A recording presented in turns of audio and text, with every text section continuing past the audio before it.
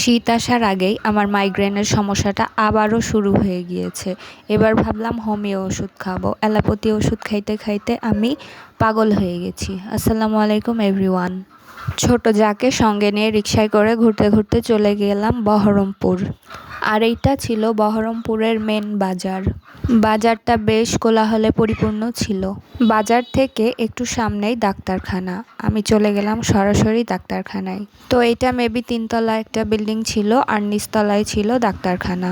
এখানে অনেক গ্যাঞ্জামও ছিল। অনেক গার্জেনরা তাদের ছোট ছোট বাচ্চাদেরকে নিয়ে এসেছিল হোমিও ওষুধ নেওয়ার জন্য। তো আমি মাইগ্রেনের জন্য কখনো হোমিও ওষুধ এর আগে খাইনি। আমার ছোট যা আমাকে এখানে এনেছিল, তো ফার্স্ট টাইম ভাবলাম ট্রাই করে দেখি।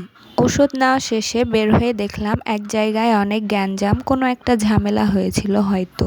ঝামেলার মধ্যে না দাঁড়িয়ে সরাসরি রিকশায় করে বাড়ির পথে রওনা হয়ে গেলাম। রাজশাহীর রাস্তার সৌন্দর্য দেখতে দেখতে বাসায়ও পৌঁছে গেলাম।